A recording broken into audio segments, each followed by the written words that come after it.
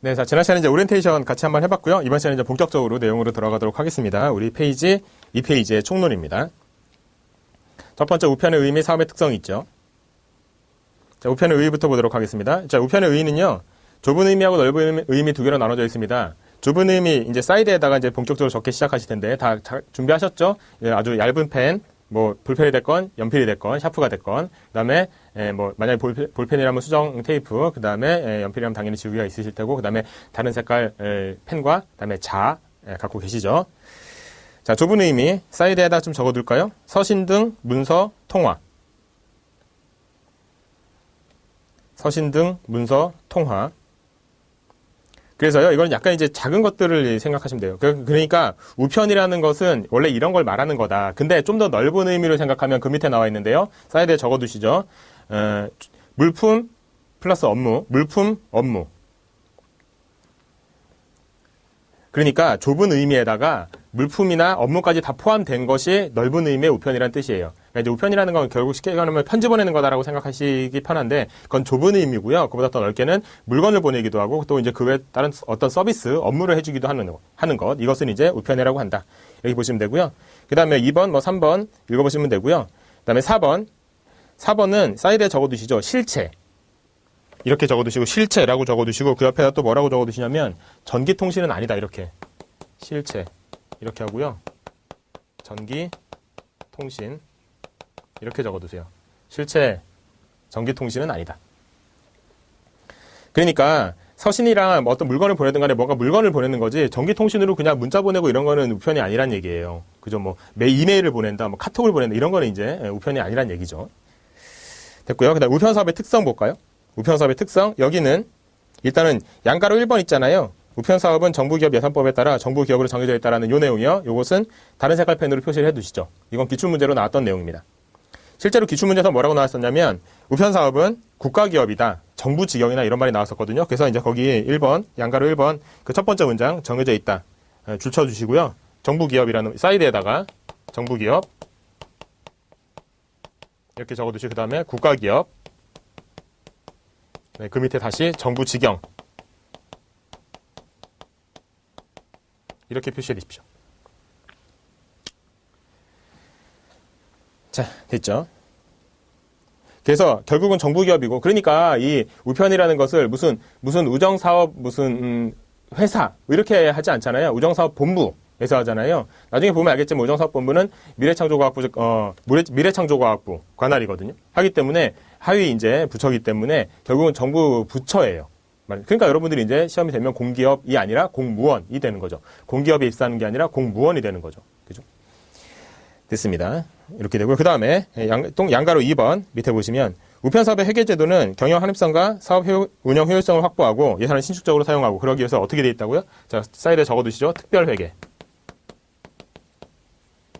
특별회계. 그러니까 일반 회계는 뭐냐면 그냥 국회에서 땅땅땅 해가지고 이제 돈을 이만큼 만들어두면 이걸 가지고 어디에 쓰겠다라는 게 그러니까 이만한 돈에서 뽑아 쓰는 게 이런 게 일반회계라고 본다면 특별회계는 그것만을 위한 주머니를 따로 갖고 있는 게 특별회계예요. 우편 사업 같은 경우에는 따로 갖고 있습니다. 이게요. 특별회계라고 보시면 되고요. 그래서 독립재산제 까지도 같이 적어두시면 되겠습니다.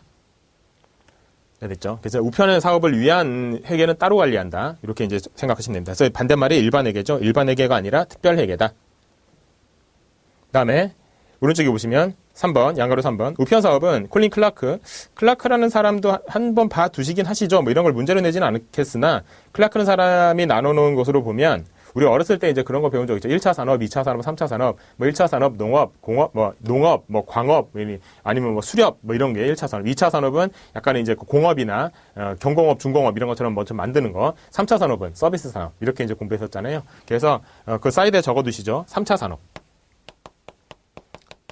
우편 사업은 3차 산업입니다. 뭐예요? 서비스죠. 근데 서비스라는 것도 무엇이 집중되는 서비스냐가 중요해요. 근데 이 우편 사업은 아주 노동집약적이죠. 노동집약적. 사이드에 같이 적어두시죠. 이렇게. 그러니까 제가 사이드라고 하는 것은 그냥 아무 사이드가 아니라 거기 그 항목에 있는 그 사이드에 적어두시면 된다는 얘기예요. 3차 산업이고 노동집약적이다. 그러니까 우편이라는 결국은 사람이 항상 거의 배달하는 것이 많잖아요. 그죠? 집배원 아저씨들. 그죠? 이런 식으로. 아니면 계리직 여러분들처럼 창고에 앉아서 일을 봐주시는 분들. 그죠? 물론 이제 전산적으로 처리되는 부분들이 있지만 실제로 이제 진짜로 갖다 주는 거는 이건 아무래도 사람의 손이 필요한 거니까 노동 집약적이죠. 그래서 그 사이드 2개 적어주시고요. 그러다 보니까 많은 인력이 필요한 사업 성격 때문에 인건비가 이제 가장 부담이 된다. 이게 이제 우편의 의의, 우편 사업의 특성에 관한 얘기였고요. 우편의 이용관계를 보죠. 우편의 이용관계는 자, 일단 첫 번째 개념에서 우편의 이용관계 동그라미 1번 요거 그냥 읽어보세요. 인적, 물적 시설을 이용하는 관계이다. 그러니까 우리가 이제 돈을 내면 인적 시설 혹은 물적 시설 그러니까 거기 이제 우체국에 들어가서 이제 만약 부탁을 하면 당연히 거기에서는 여러 가지 설비들을 이용해서 거기 이제 차량을 이용해서 제가 원하는 곳 그러니까 제가 만약에 뭐 어디 제주도에 있는 누구한테 이제 뭐 물건을 보낸다라고 하면 그 비행기를 보내기도 하고 뭐 배로 보내기도 하고 이렇게 보낼 거 아니에요. 보내고 그다음에 거기 제주도에서 또 이제 거기 있는 집배원 아저씨가 제가 원하는 그 주소에다가 갖다 주잖아요. 그럼 이것도 이제 인적 자원을 이용하는 것이기도 하고 이렇게 여러 가지 방법으로 이용한다는 얘기인데 자 그런데 이 우편 이용자와 거기 동그라미 2번 있잖아요. 거기에 첫 번째 문장 있죠? 그 밑줄을 치시죠. 다른 색깔로 밑줄을 치십시오. 역시 기출로 나왔던 내용입니다. 첫 번째 문장. 우편 이용자, 우편 간서 간의 우편물 송달 계약을 내용으로 하는 사법상의 계약관계 통설 이렇게 있는데요. 그러니까 이제 이게 우편이라는 것이 사법상의 계약관계냐, 공법상의 계약관계냐 이거 가지고 약간의 논의가 있어요. 그러니까 학설의 대립이 있는데 공법상의 계약관계를 보려고 한다면 이거는 공법상의 계약관계다라는 거는 쉽게 말해 우리가 뭘 생각하면 되냐면 약간 군대 아니면은 뭐 약간 그 공무원 관계 아니면은 좀 이제 좀 안 좋은 쪽으로 보면 약간 그 수영자 있잖아요. 이제 교도소에 갇혀 있는 이런 분들 같은 경우 공법상의 관계죠. 말하자면 계약 관계까지는 아니지만 뭐 물론 공무원은 계약 관계이긴 하지만요. 그래서 어떤 권력적인 측면이 강하죠. 공법상의 관계 같은 경우에는. 근데 이 우편 같은 경우는 권력적이진 않죠. 왜냐하면 우리가 물론 우리가 우편 관서에 이제 들어가기 위해서 지금 공부를 하고 있는 이 계리지 공부하고 있는 여러분들은 당연히 들어가게 되면은 상하 관계가 되기 때문에 권력 관계라고 볼 수 있어요. 근데 우리가 우체국에 갈 때 그냥 우편물 보내주세요. 이렇게 갈 때 있잖아요. 이렇게 갈 때는 이거는 권력 관계가 아니잖아요. 그죠? 그냥 돈 내면 해주는 거죠. 그죠? 돈 안 내면 안 해주면 되는 거고 이런 거잖아요. 그러니까 우리가 일반적으로 택배, 그러니까 우체국 택배 말고 그 일반적인 사기업에 있는 택배 있잖아요. 거기에 물품 보내는 거나 우체국 가서 물품 보내는 거나 특별히 다를 게 없죠. 그냥 돈 내면 해주는 거고 안 내면 안 해주는 거니까. 여기서 권력 관계를 찾을 수는 없죠. 하기 때문에 사법상의 계약 관계로 보는 것이 맞다. 이것이 통설이란 얘기입니다. 통설은 이제 많은 분들이 그렇게 이제 얘기한다. 그 뜻입니다.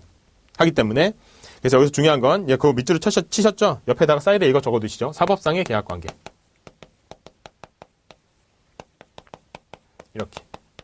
이게 이제 문구로 나왔던 내용입니다. 자, 근데 여기 보시면 우편 이용자와 우편 관서 간에 이렇게 돼 있잖아요. 송달 계약을 내용으로 하는 사법상의 계약관계.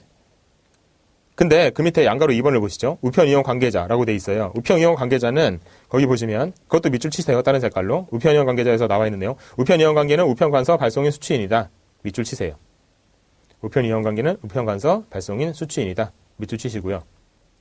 사이드에 뭐라고 적어두시냐면 이거는 여기서 자세하게 설명하고 있지는 않으나 개념상 알고 계시면 좋은 건데요. 뭘 적어두시냐면 사이드에다가 수취인이란 말 있죠. 거기에 수취인. 얘에 대해서는 좀 정확히 알고 계셔야 되는 게 얘는 이용 관계자예요. 이용 관계자. 이건 맞아요. 근데 뭐는 아니냐면 계약 당사자는 아니에요. 계약 당사자는 아니에요. 이해가 되시나요? 수취인은 이용관계자인 건 맞지만 계약 당사자 아니에요. 이게 무슨 말이냐면 이런 거예요.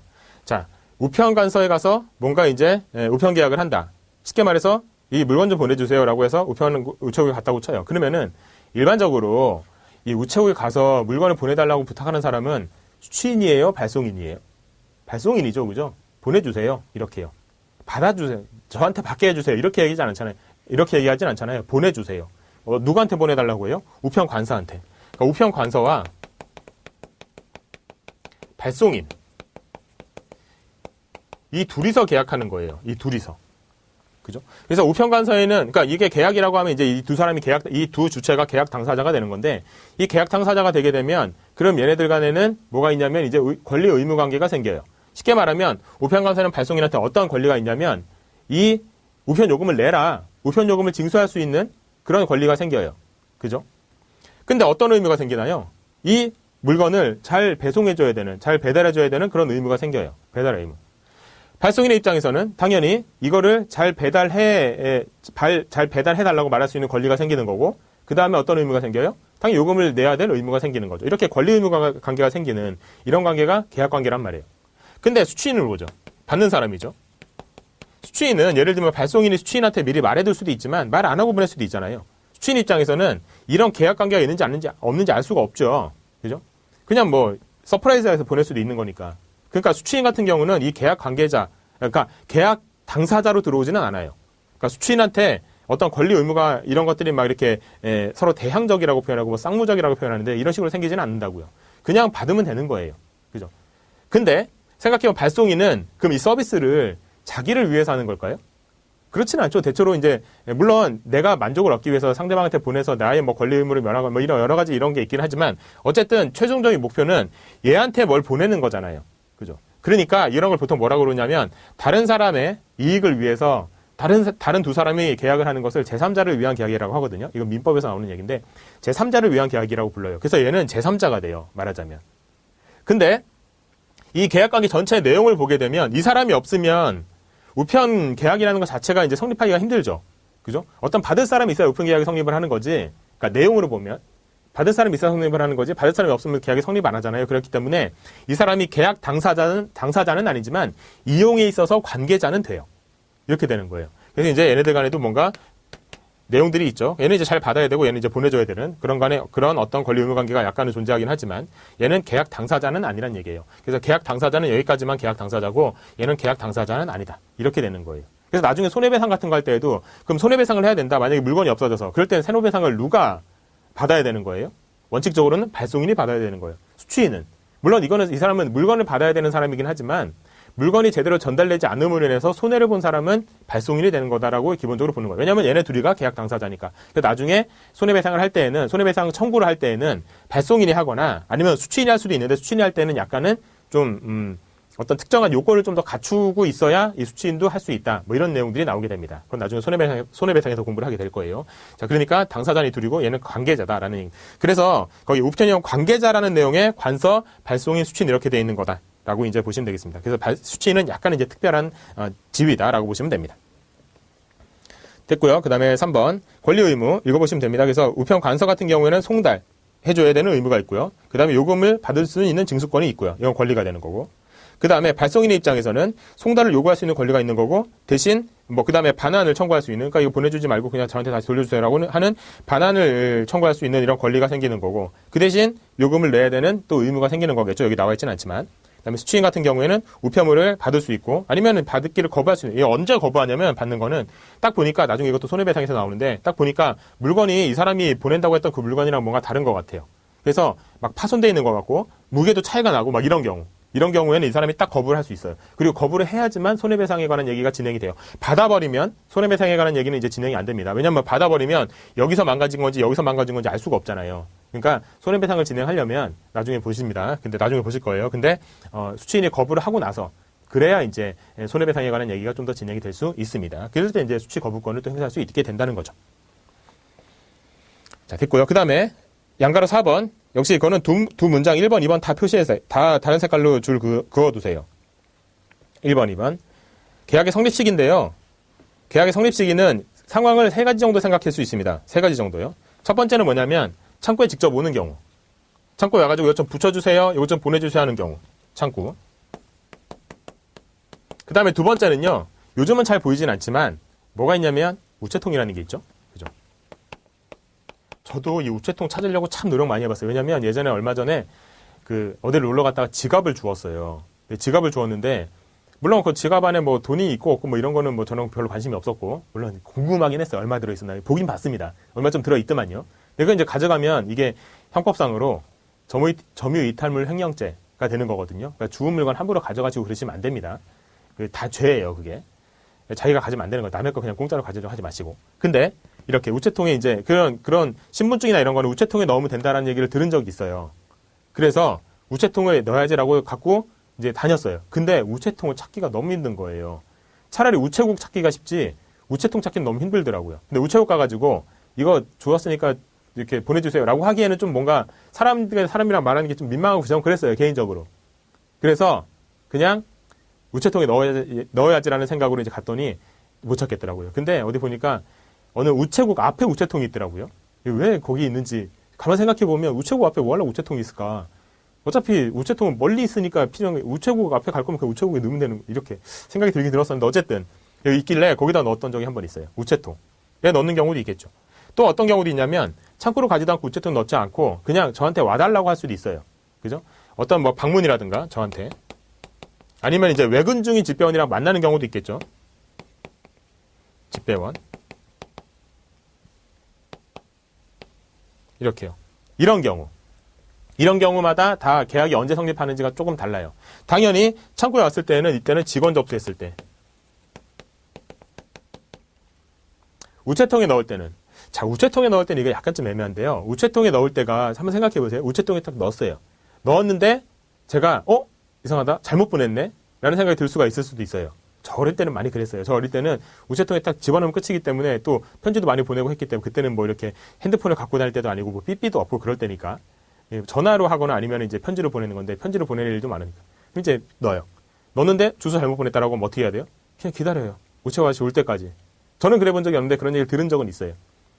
그럼 넣어가지고 이거 뭐 잘못됐으니까 고칠 거예요 라고 해서 뭐 이렇게 하는 경우가 있는데 그런데 이 우체통에 넣었을 때는 그러면 언제가 접수 시점이 언제가 계약이 성립하는 시점이 되는 거냐? 아까 말했던 발송인과 우편관사의 계약이 성립하는 시점은 언제가 되는 거냐? 언제가 되는 거냐면 이때는 넣었을 때가 끝이에요. 그냥 넣으면 끝이에요. 투입 시.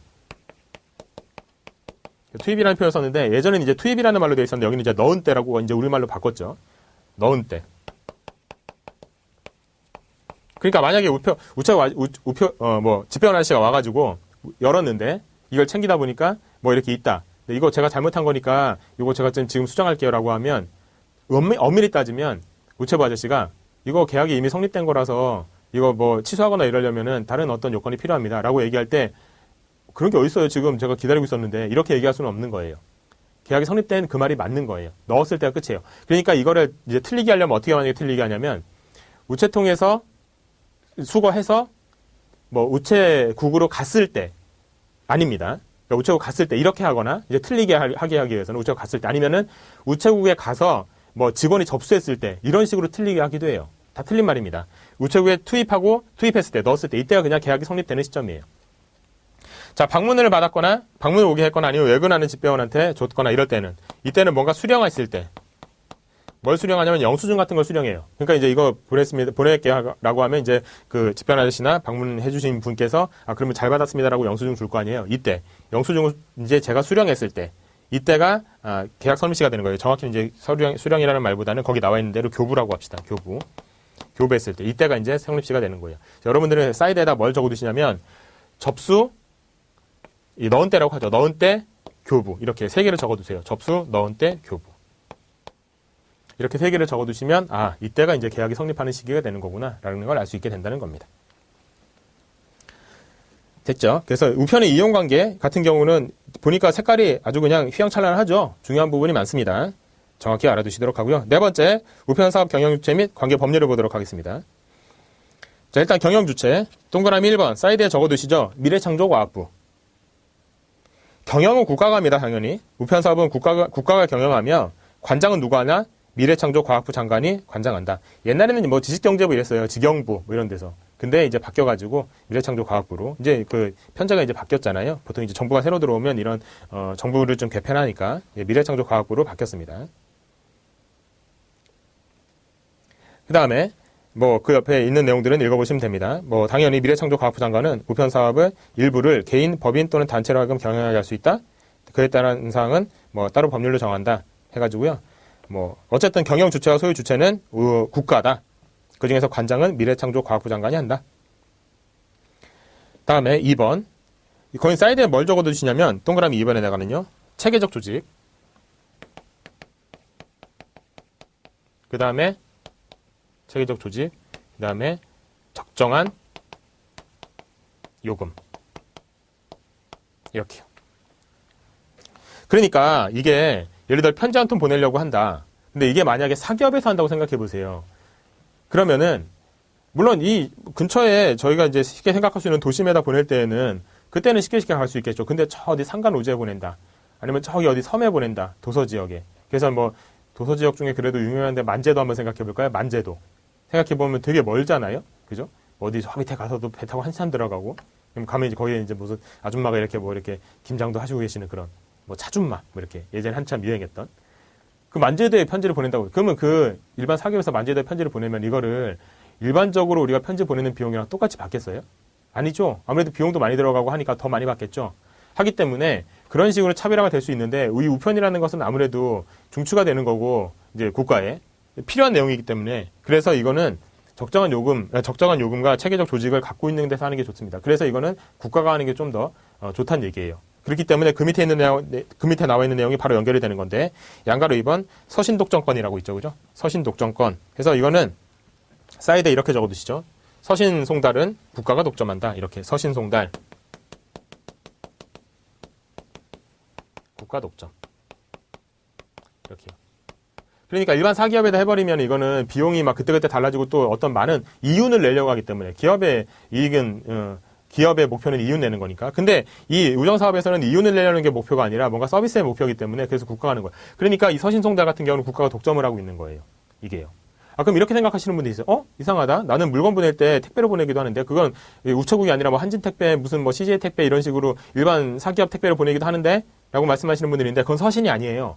서신은 여기 이제 이따가 내용을 보시면 아시겠지만 서신은 어떤 쉽게 말하면 편지 같은 걸 생각하시면 돼요. 이런 게 서신이지 물건은 서신이 아닙니다. 그냥 그래서 친구한테 화장품을 보낸다. 이건 서신이 아니죠, 이거는요. 그죠? 그러니까 근데 서신 같은 경우는 국가가 독점하게 돼 있습니다. 밑에 보죠? 동그라미 1번입니다.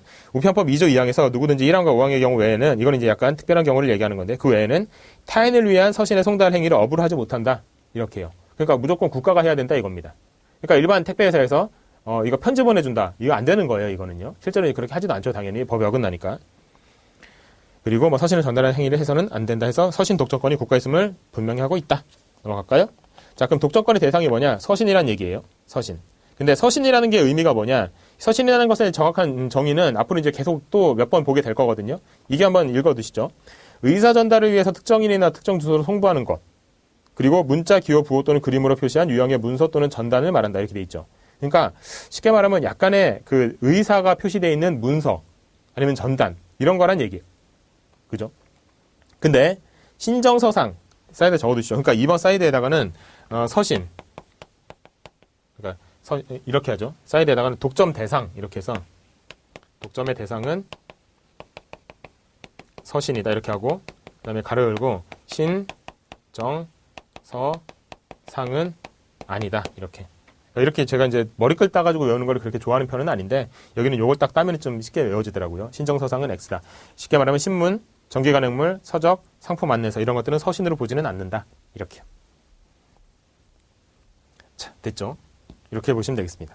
그래서 이 서신이라는 것은 쉽게 말하면 약간 편지 같은 거 예전에 신서라고 부르기도 하고 막 그랬거든요. 편지를 생각하면 좀 편할 겁니다.